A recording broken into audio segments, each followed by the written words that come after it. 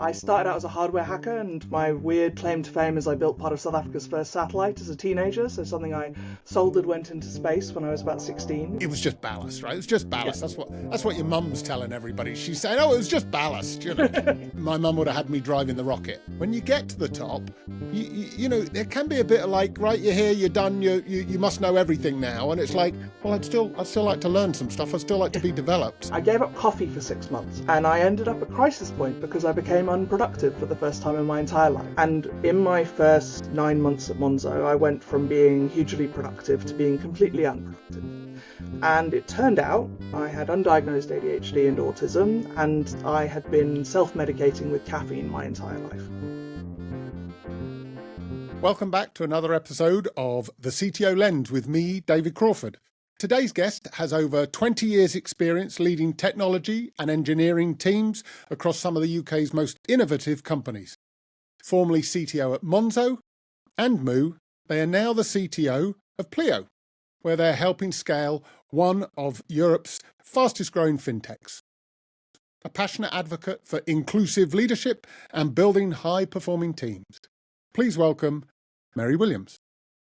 Thank you very much for having me. I'm Meri Williams. I'm South African originally, but been in the UK about 20 years now.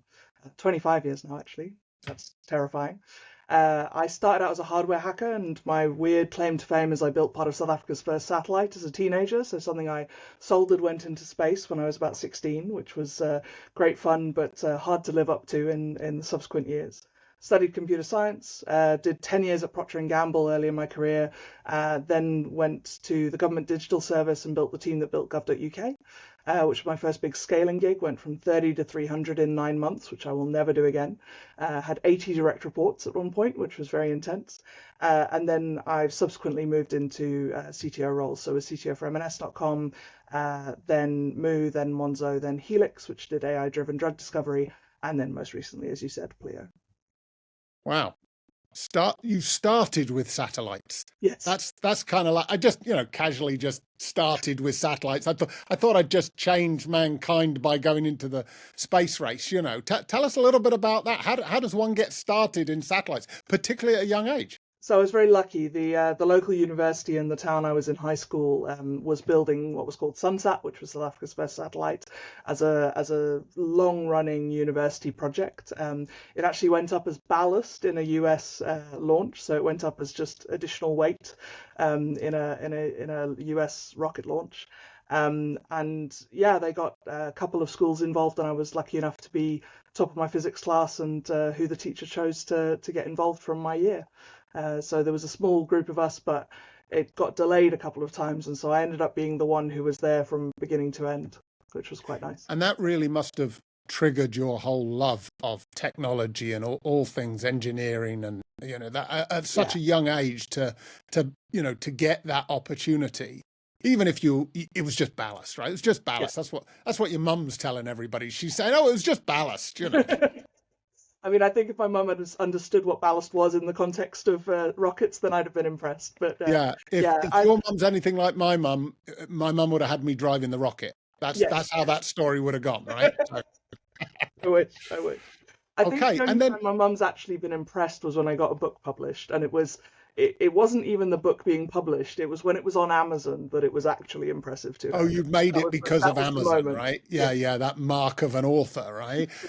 But hang on, you didn't include that in your intro. You've published a book. Tell us about that. So I wrote a book called The Principles of Project Management, which was basically project management for geeks who didn't want to be project managers but needed to understand what was happening around them in the work that they were doing. I wrote it for SitePoint back in 2008, a long time ago now.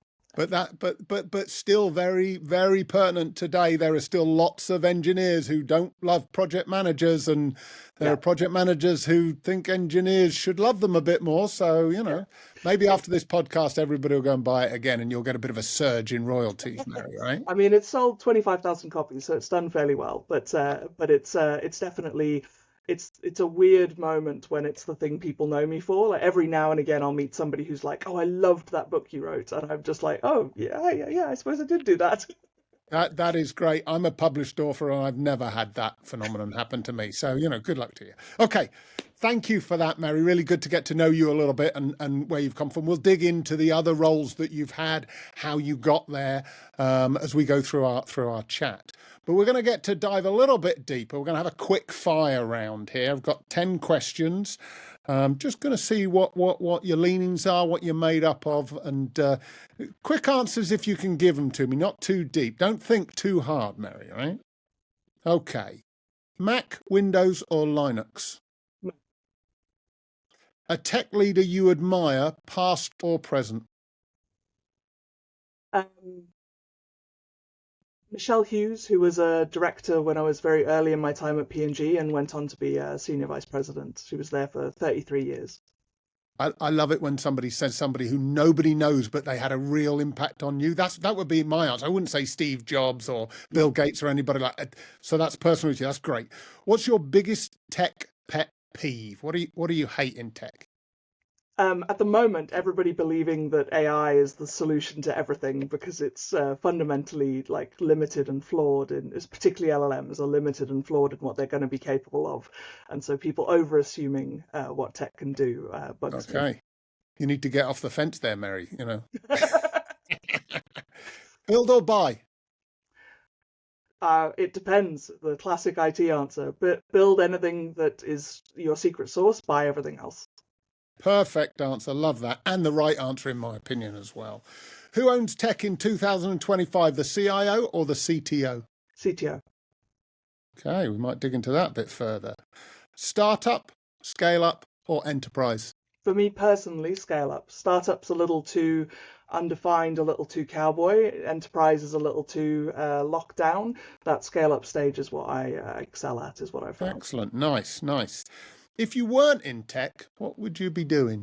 So my choice when I decided to study computer science was either that, classics, or film school. So God knows what I would have been doing if I hadn't gone down this route. Classics or films? I mean, you could combine those two and go a bit sort of like, I don't know, Downton Abbey's probably not quite a classic, is it? But that's the only film I could think of. I was very good at Latin. Oh, really? And very good at backstage stuff in film and so like the technical side of film and theatre. Okay, you've still got time, Meri. It's not too late.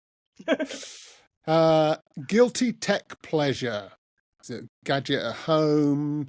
You've got a mega keyboard that flies around the room. What have you splashed out on that's a guilty tech pleasure? I have multiple PS5s. I have one for my study and one for my lounge because my wife and I both play video games a lot. So then we don't have to choose who's playing on the PS5. Or talk to each other because you can just go in separate rooms and play against each other. Yeah. I love that. That's great. Well done.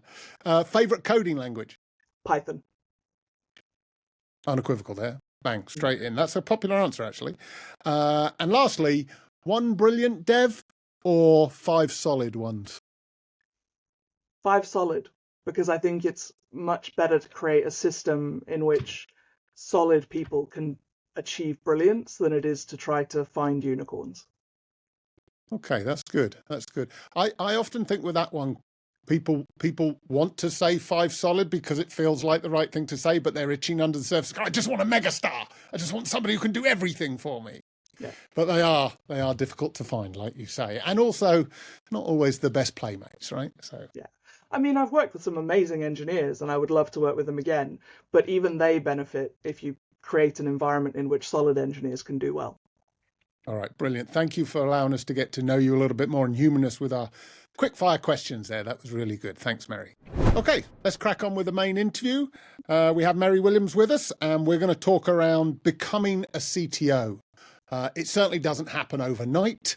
I think there are people who, I don't know whether they're thrust into it at an early age before they're too ready, or whether they really plan their steps before they go. It'd be interesting to find out what your approach was. Of course, there's a gender aspect to that in recent years people are quite focused around in terms of breaking through some of those ceilings, to get to the upper echelons of the C-suite from a tech point of view. Let's talk about that. And also, whilst we're talking about it, we'll touch on what are the tools that you need to become that well-rounded, capable CTO. So why don't we start with you? Just sort of tell us a little about your journey. You've told us the roles that you've held, but how did you get to those roles, and what were the trials and tribulations, Meri? Yeah, so like I said, I spent the first 10 years of my career at Procter and Gamble, and that was a really interesting journey because I think I was given a lot more responsibility very early in my career than I would have been done than I would have done elsewhere. Partly because I stayed in one place and proved myself, and so I was trusted. I had high impact. I was given lots of high impact roles, and I did what was really a 20-year career in about 10 years when I was at P&G, and that was at first, engineering and solution design and those kind of things, sort of engineering and architecture type work. Then they outsourced everything. They did the Right. biggest outsourcing in history. Everything went to HP and IBM, and so I went into product and project and program manager roles for a while. And then they realized they'd outsourced a bit too much, brought some back. So I ran all the finance systems for Europe, Middle East, and Africa. Ran the biggest SAP install in the world, but I'm okay now. And then ran North European operations for the company. So I had about responsible for about 12,000 employees, $100 million budget, and a number of sites and locations in UK, Ireland, and Scandinavia It's, in it's, that final role. it's really interesting what you just said there in terms of, becoming that trusted, I guess, safe pair of hands to a certain extent. And you said Procter and Gamble, big organization, right? Huge. And I think I was similar. I think a lot of our peers are similar. Is that they got their grounding in a large enterprise, yeah. And I don't think for people who've then gone on to have a wider career like you and I don't think they sat in one role for like 10 years. I think there was a lot of looking to the left, looking to the right, just, spotting the opportunities and probably saying yes a lot, saying, yeah, I'll do that, boss. I'll give it a go. And I think, was that how you sort of became that kind of 10, 20 year career in 10 years? Is that how Yeah, it worked for you? I did 7 roles in 10 years, so they were Wow. about 18 months on average. And got a reputation very early on for being a project killer. So I was who you sent in when something seemed to be going the wrong way, and I would go in and assess it and either fix it or kill it. And I remember having a conversation with Michelle Hughes, who one of my quick fire answers was, where I just went, "Why do you keep sending me into burning buildings?" And she went, "Well, you put out the fire, you fix up the damage, you install a caretaker, and then you tell me that you're bored. Why do you think I keep sending you into burning buildings?" And I was like, "Yeah, all right, fair enough." And so I think that I got that reputation quite early for being a fixer, and then moved into more, but meant at the time there wasn't a dual career. There was only the management track, and so I moved into management very, very early in my career, and had my first two direct reports were older than my dad, and I could just imagine my father's reaction to having a manager my age. And so that was a very interesting and challenging first management experience. But it meant that I got a really good grounding in management and leadership and how to develop people and how to do that side of things, and a huge amount of commercial exposure very early in my career, but Right. probably not as great a technical grounding as I would have loved to have. If I were doing it all again, I'd probably go into a staff engineer, principal engineer role before becoming a manager. But I didn't get that opportunity because And of the do you nature of think careers at the time. And do you think, given what we know now of how organizations are set up and understand that you need, it's not just engineer, manager, right? There's now these tracks, and I think principal engineer was the role that got invented to start that sort of, roller coaster. Do you think that now that's understood, and if you'd had your time again, that you would come out of being an engineer and go into management, or do you think you might stick in the engineer lane because you could advance, go further, earn more money, etc., without having all the hassles of management? So I think I would have always ended up in management because the people side of the problem is more complex and more complicated and harder. So I ended up in leadership and management more because it was more difficult than the tech than because it was, I suppose, just less technical. I enjoyed the tech immensely, but it was deterministic to some extent. Like I could usually figure out what was going on. I'm autistic, and so people is a much more interesting and bigger challenge for me. Right. And I think we're hearing that more and more with the CTO role. But you touched on, you might have stuck at technology a bit more. And therefore, for the wannabe CTOs, CIOs, future tech leaders in our audience, what would be your guidance in terms of how long they stay with the tech And do they try and keep a foot in both camps? We're knocking on the door of, do you need to be technical as a CTO? How should they look to straddle that balance and make sure they've got a good enough technology grounding, but start the management journey and all of the things associated with that when they need to? So the advice I give people is not to move into management until you've made at least senior engineer. I've Okay. seen particularly women and get encouraged into management roles earlier than that. And then they do well as engineering managers, but they get stuck at EM. They can't get to eng director, they can't get to head of engineering, they can't get to CTO, because they don't have all of the war wounds from running big systems in production. And I Right. think that that's part of what you get as a senior engineer, as a staff engineer, as a principal engineer, is just more experience of things in reality going well and going wrong. And I think you need a bit of that. And so one of the things I'd say to all of my managers is it's very easy to take somebody who does great glue work, like the sort of work that helps a team achieve things, and go, oh, you should be a manager sooner. But you do them a disservice by doing that. They have to have a certain level of technical grounding in order to not get stuck at the engineering manager layer. So let's just touch on that a bit, because you're really opening up a can of worms here, Meri, right? Because we've been told, I've been an advocate for women in technology for, at least 20 odd years. And we've been told, like, bring them in, get them going, make them core parts of your organization. And now you're almost sort of saying, hang on, just sit tight, hone your craft, learn, that time will come, but really make sure that you've got the technical. And I think that's really good, because you've just sort of articulated, well, you can go yay high because you'll probably be able to use, intuitive based people skills, sensing skills that often women can have in more abundance than men, shall we say. But if you haven't got that hard earned, tech, release, instant management, all of those things that go wrong when you're a senior engineer, then going to the next level, that's really insightful, Meri. Is that why you wish you'd stayed a bit longer in tech? Yeah, I think I've ended up having to do a lot more work to stay technical and to keep up with technology changing than I might have had to do if I'd stayed a bit longer at the coalface. Okay. So that's good. Let's talk about some tools. We'll get to your future roles a little bit, but let's talk about some of the tools. So whilst we're sitting tight, making senior engineer, whether you're a female or a male, you learn your craft, hone your craft. I say that to a lot of people. Whilst we're doing that, what are some of the things, some of the tools they can start to gather, some of the experiences and, education they can start to gather, which will set them up for when they get to those senior roles later on? So I think I have this thing called career vectors, which is sort of the different directions you can get depth and breadth in. And I think when you're an engineer, whether at any level, you're getting better at hands-on tech, you're getting better at domain-specific knowledge, so understanding the domain that you're operating in, and you're getting better at delivery.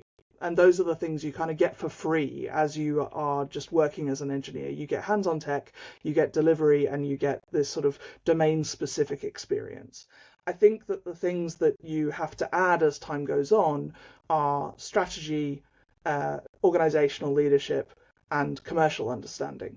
And so once you've got the fundamentals under your belt in terms of the engineering craft and the art of delivery and getting shit done, then I think you move on to understanding strategy, understanding strategic choices, understanding what does it look like to be a leader. And that's not necessarily the same as being a manager, which I'm sure we can talk about. Yeah. And then also to start understanding the business side of things. It shocks me how many people get to senior engineer and have no idea about the implications of some of their choices in terms of what it costs the company to, whether you're running more services or bigger databases or whatever else.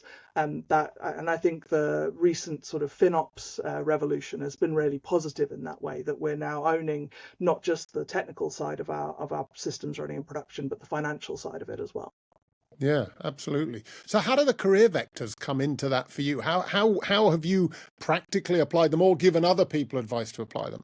So I basically, view it as like a web diagram. So you've got, 0 to 10 on each of those vectors, and you draw where you think you're at the moment, like where are you in terms of your capability on each of those 6 elements, and then you draw what does the job require of you. And so I have an example where I went into the CTO job at Helix, where I had I was probably overqualified on a number of those areas. I'd led much bigger teams and much bigger budgets and everything else, but I didn't know enough about drug discovery.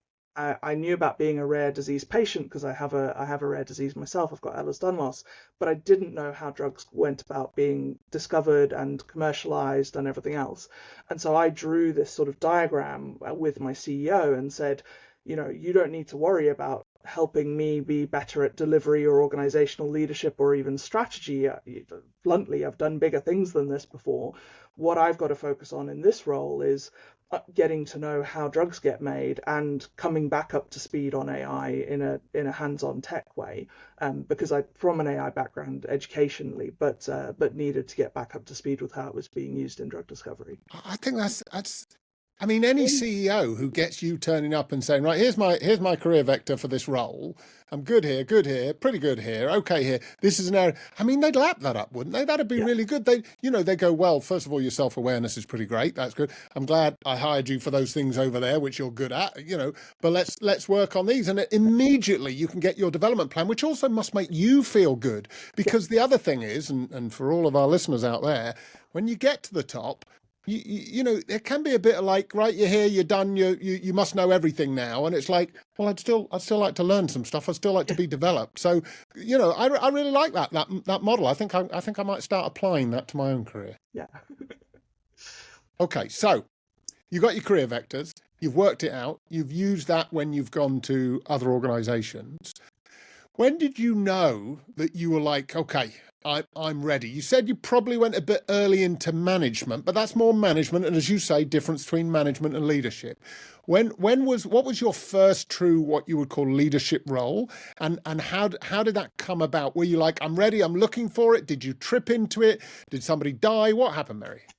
So I think I was in leadership roles from the very beginning because I was running projects and programs that were upwards of $1 million from when I was 19. I got given great responsibility very early on, and so I was probably 20 or 21 taking over first leadership role as a project leader.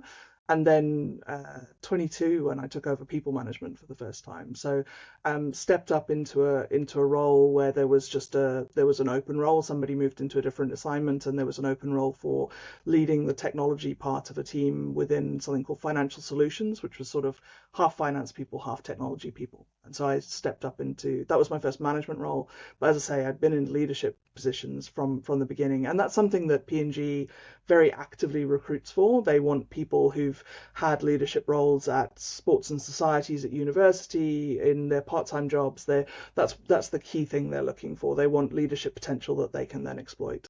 And do you think, again, thinking about, the next generation coming through, startups are very sexy, a little bit turbulent, as you say. Scale-ups, you're feeling like, yeah, okay, but they want you to have the experience, and often they want you to have the kind of background that comes from an enterprise. So should people be thinking, look, I like the sexy startup or scale-up world, but actually I'm going to go and do a period of time in an enterprise to really gain those kind of really good ground? I mean, for me, I grew up in Sky. Yeah, I did a little bit in BT and I started to taste that sort of structure. Then I went to Sky, both big organizations. And now, like you, I feel I'm overqualified in startups and scale-ups, but that's okay because they're looking for that experience. Yeah, I do think it's a tough question because on the one hand, the easiest time to go do a startup or a scale-up is when you have very little holding you down, when you've got few responsibilities and few dependents, which is obviously more likely early in your career. And so I think there's a lot of opportunity there. And equally, there were some folks some of the best engineers at Monzo had joined as interns during university and almost had to be kind of not forced to go back to uni, but ushered back to uni because it was so exciting at Monzo, but they needed to finish their degree, please. And then they're now principal engineers. One of them is a distinguished engineer. They're fantastic engineers and have been at Monzo their entire careers. And they probably do have a more rapid career because they chose a startup that happened to be a rocket ship.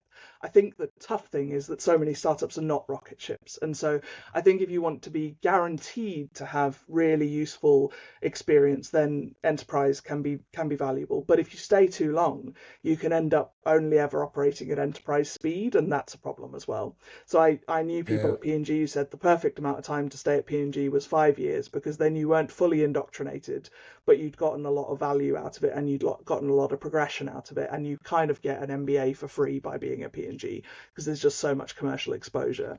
I hear that. I hear that. When I was about 18, 19, I didn't go to university. I went straight into a government engineer, developer training program, and I was a trainee developer, right?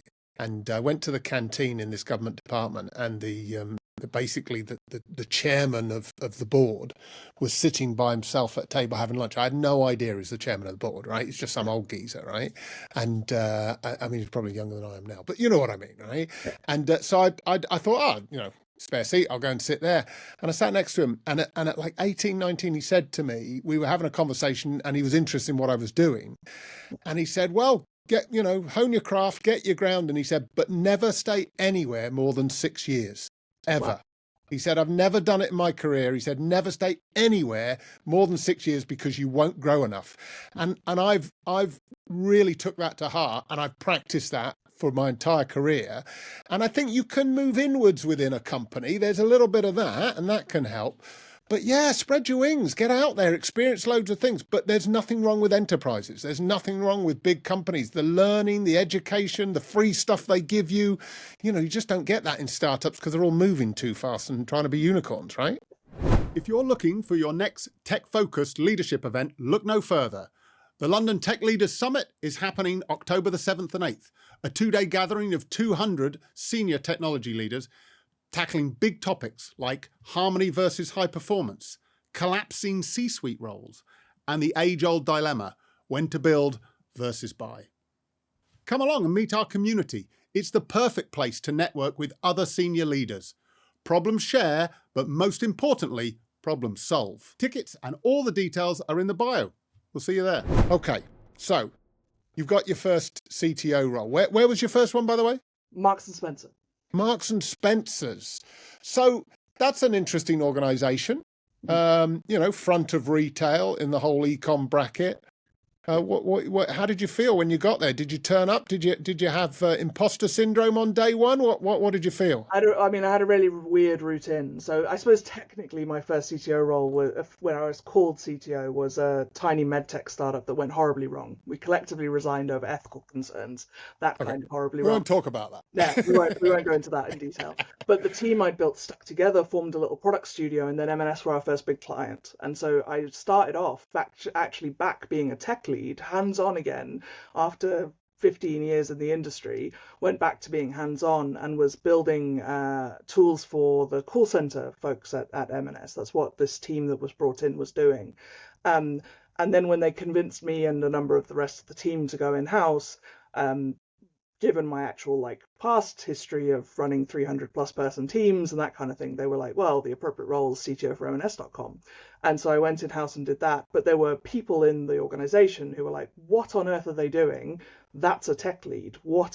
And couldn't see past the last role that I'd had, and didn't show any interest in seeing past the last role that I'd had, and were the sort of people who thought it was some sort of woke bullshit, getting the role because I was a woman rather than despite being a woman, which was the honest reality.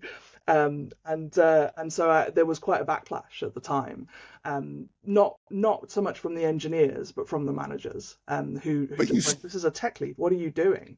And some of them left over it. It was quite interesting at the time. Yeah. Really? But you stuck with it. You proved them wrong.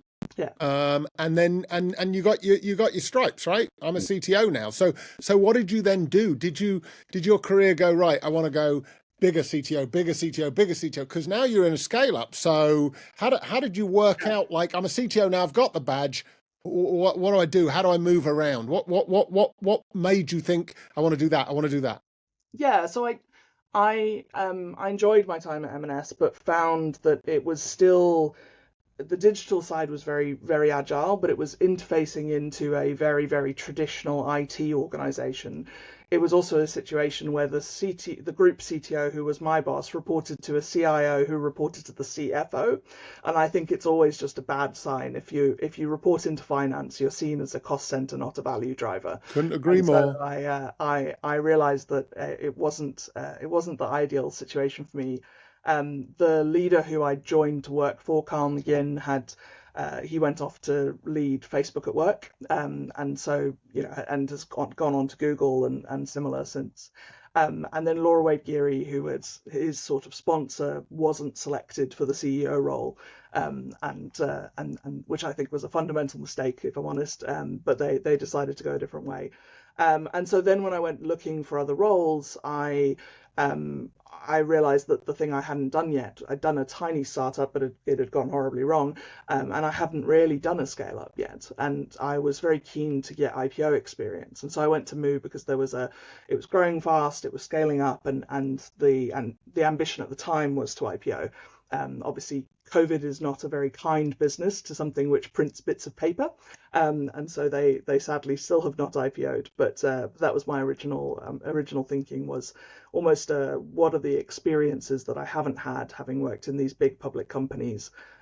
What have I not gotten to do yet, and what can I add to my repertoire? And so I like that idea that you'd done the grunt work over the years. You'd got your various skills up. You got your tools. You've got into a CTO position. You're then able to pick and choose a little bit. And I think that's good, and it tells those coming through that do the work, and that gives you choices later on. Let's just you're an advocate for inclusion. Let's just touch on that a little bit. How do you feel that played out in your ability to move around? Was it a constraint, or was it actually a bit more of an opportunity, because as times moved on, female technology leaders are sought after? Yeah, it's been double-edged, is the honest answer. So Okay. in every CTO role I've have had people assume I'm not technical. Weirdly, one of the reasons that I tend to mention the satellite thing when I introduce myself at a conference or at a podcast or something like this is because it straight off the bat goes, yes, I'm fucking technical enough. And I've had people go, when I was at M&S, somebody at a recruitment event came up to me and said, so what do you do here? And I went, I'm the CTO. And they literally went, but you're a girl. Oh dear, we've got some work to do, hey, Meri. And then proceeded to try and ask me technical questions to prove I couldn't be the CTO. To test you out. But they were so untechnical themselves that they asked, how big is the server M&S.com is on? Oh, okay. Come on, guys. If we're going to be misogynistic, do it properly, for goodness sake. If you're going to be an asshole, at least be a clever asshole. Don't be a muppet. Excellent. Well done, Meri. Well done. Yeah, versions of that have happened. There are people who assume I can't code. There are people who assume. I've been in the position to move into CPTO roles a number of times, chief product and technology roles, and I don't take them because I think everybody would assume that I'd come up on the product side. And I think it's quite important for there to be visible technical leaders who are not white dudes. No offense, there's nothing wrong with that, but there's enough of you, darling. There are. Over quota at the moment, shall we say. And so yeah, I think the data is really interesting on it as well, because the data says that if you're the only person who's different, you don't end up competing with each other individual in the recruitment process. You end up competing with the amalgam of the remainder of the people who are similar to each other in the recruitment process. And so if you're a person of color or a woman or non-binary or LGBTQ or whatever, they're not comparing you to each other individual candidate. They're comparing you to the best of all the candidates. And so it makes it really challenging to get those roles. And so something I look for is, am I the only woman in this shortlist or only non-binary person in this shortlist? Does it seem like there's people like me in the running as well? Or am I the weird exception? And being the weird exception is often quite a bad thing because you're competing with the sum of all the other candidates rather than with them individually. I think that's a really insightful way of looking at it, and of course will horrify most people to know that sort of behaviour still exists within hiring teams. But We'll get it sorted out one day, I dare say. But what about the positive side? You said there were pros and cons. So, like you say, there's a lot of what do they call us, male, pale, and stale, right? There's a lot of us about, right? You know, some of us are better than others, but we won't go there. What if well, yeah, I know for a fact that a female leader has been picked over me, and based on the history of that individual, on the surface of it, and I'm not in the detail of that person, on the surface of it, they were less qualified than me to do the job, less experienced, etc., etc. And so I've made an assumption that they've been selected because they want to up their female leadership, right? Yeah. Now, I actually made peace with that. I think I was annoyed for like half a day or something, right? But I made peace with that because, like you say, there's a lot of us, and why not balance out? Have you experienced that? Have you had positive discrimination? Um, if I have, it's been well disguised. Let's put it that way. Okay. So, um, I think if people were really honest about it, they possibly value that I'll attract a broad range of people to the company. So the sort of employer brand, and we joke a little bit sometimes that women in tech or underrepresented people in tech, we're like the future. We're here. We're just not evenly distributed. So you don't have to beat every other company to attract people. You just have to be better than shit in order to attract people who are different into your team. And so I do think that organizations that believe in the value of diverse teams, that know the data that says that they're more innovative, they're more profitable, they're more likely to solve problems well, they're more likely to rely on data. Interestingly, because it's harder to take a group of people who are very different and get them to agree if you don't have good data to rely on. So they end up more judicious in their decision making because they have to rely on data to reach agreement. I think people who know that want teams that are more representative and more diverse. And I think that if you can have that at the top, then you're more likely to achieve it. And so there are definitely a couple of places I've been where it was part of the equation. There are also places I've been where those assumptions about me being less technical, about me having the period of time I spent being a project and program and product leader being a negative rather than a positive, those kind of things. I think it's affected things both ways. But yeah, I probably won't take roles where I suspect I'm just a quota filler, because it's not setting me up for success to be there. I think that's really important. Statistic. It's really important for you to identify, where you will be successful, and that is based on the culture, the hiring reasons, all that kind of stuff. Yeah. Listen, you are a successful technology leader, in spite of some of the challenges that exist within our industry. So, well done for that. Keep banging the drum there. I think that it's really useful for you to explain your journey to our audience, and later on I'll summarize some of the key points you've made for us.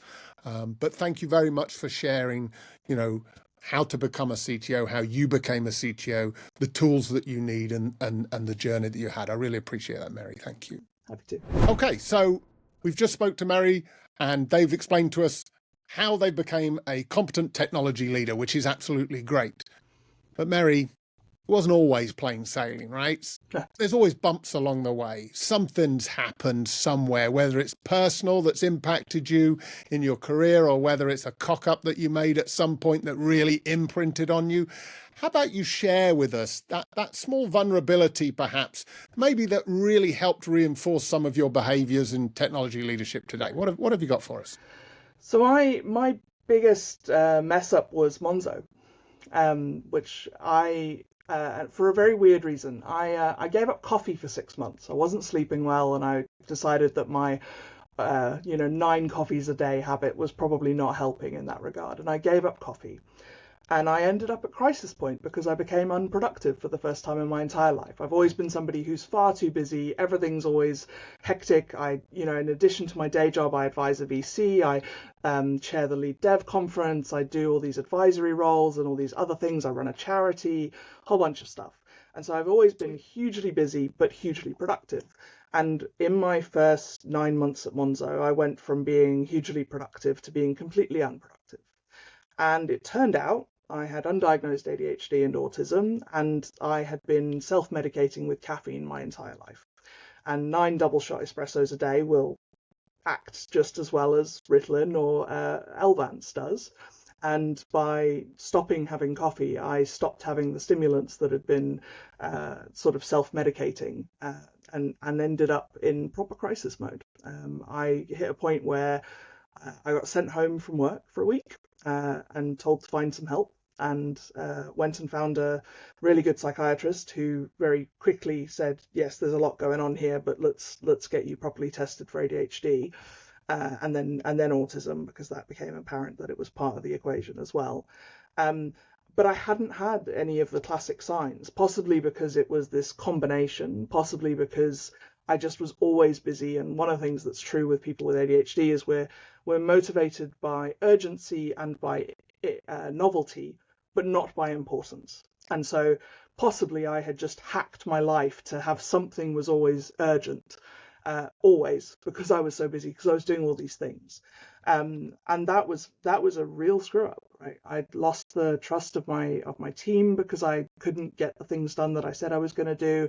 I lost the respect of fellow execs early on in my time at Monzo, and then had a really hard journey coming back from that when I did get the help and the meds that I needed, and that was a really tough experience, and one that I learned a lot from, but also was really glad that I was able to find that was the problem and to be able to do something about it. Right. Yeah, thank you for sharing that. I think it's, any sort of personal crisis, you said you got into crisis mode, anything, regardless of what it is that's happening, it must be pretty scary for you personally and your loved ones around you as well. And then your colleagues, they probably have initial concern. Then it's like, when are they coming back? Then it's like, they've let us down, so it can have a real massive impact. You mentioned that it was a struggle to come back from that. Did you sort of regain your role in Monzo, or was it a case of you had to sort of do as best you can and then you moved on and reset the wheel somewhere else? I mean, I think I, to some extent, regained it. I was very proud of the work I did in my final year there, because I did a lot of work on business continuity for the company, and then COVID hit, and having just made it possible for everything to be worked from home if needed, it was the shortest return on investment for BCP work ever, and so I was quite, I did a lot of work I was proud of in my later time at Monzo, but I don't think I ever fully recovered the trust of some of the people.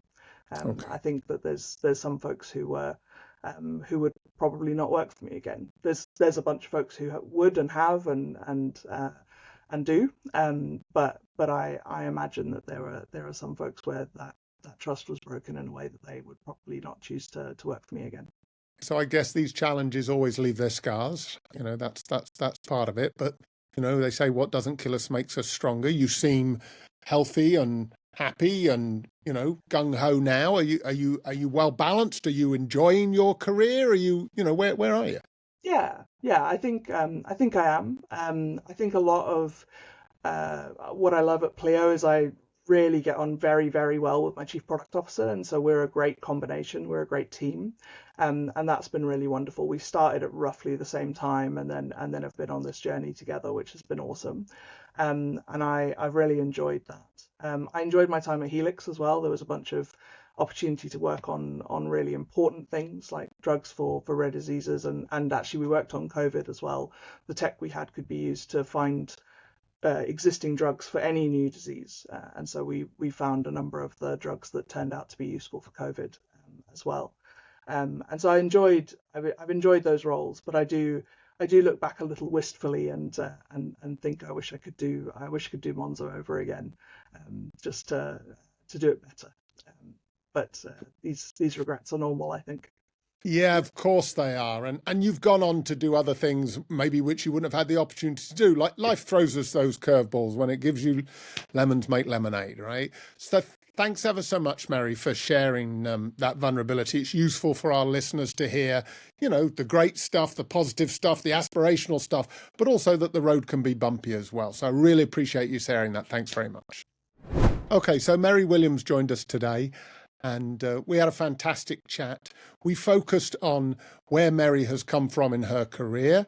Meri told us right from the off, got it out there really quickly, that when they were at the start of their career, they were into satellites.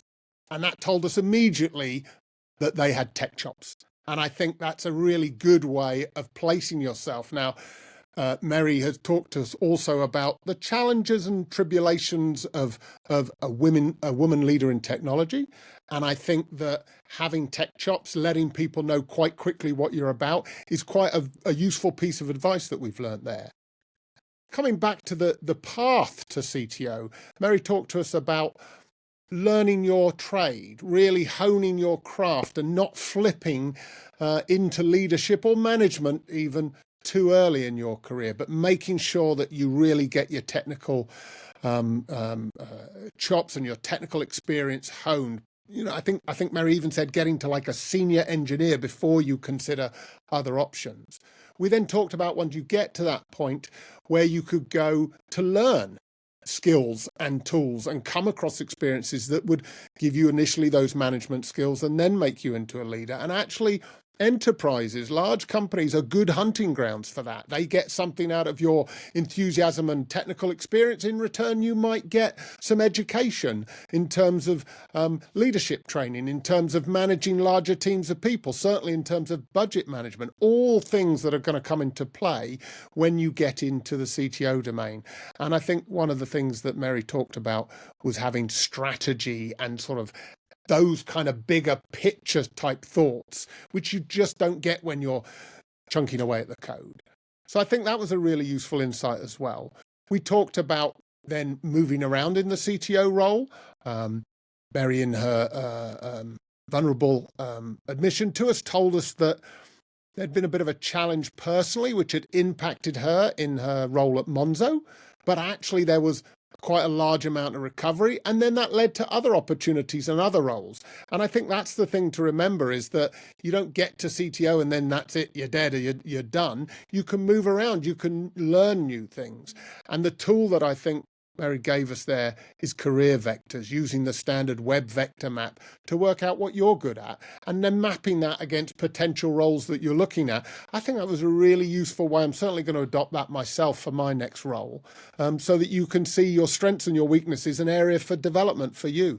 So I think that proves to us that becoming a CTO can be a bumpy journey. When you're there, it's not the end, and you can continue to develop within that CTO role. And I think all of those things were really useful takeaways for us from Meri. Okay, so Meri, give us our takeaway for our audience. What do you think? What could they do practically to get on the path of becoming a future CTO? The best career advice I ever got was to figure out what you can't stop yourself from doing. It's very difficult to work out what you love, what you hate, but actually, what can't you let other people do? What do you insist on doing yourself? That's been the thing that I found most useful in my career journey, was to figure out and then accept the things that I couldn't let anybody else do, and then form my career around that. So I am not capable of letting somebody else fully manage the budget. I have to understand it deeply myself. I have to be in the spreadsheet and make it all add up and make sure that it's correct. My finance partners either love me or hate me for that, but it's something that I ended up realizing meant I should stay on the management track, was that I really wanted to deeply understand exactly how the business was working and to have control over some of those elements. And so my key takeaway is figure out what you can't stop yourself from doing, accept that about yourself, and then design your career around it. I think that's really insightful. I think that's something where it also allows you to, something that you want to control is often a passion as well, something that you really want to understand and be able to get benefit from. Why wouldn't you want to form a career around that? And a technologist who loves finance. Who knew, Meri? We're learning all sorts of things here today, right? It just leaves to say thank you very much to Meri Williams for joining us today. We've had a really lively conversation. We've covered a lot. And we hope to see you next time when we go through the CTO Lens. Thanks very much. Awesome. Bye-bye. So there we have it, folks. Another podcast wrapped up, and now would be a great chance for me to tell you about what we have coming up at London Tech Leaders. On October the 7th, 8th, we have our 2-day annual conference where you can see me and a few of the guests of the podcast discussing leadership-focused topics, such as harmonious versus high-performing teams, discussing whether technology leaders should build or buy, and also you might find a debate or two about the collapsing role of the C-suite.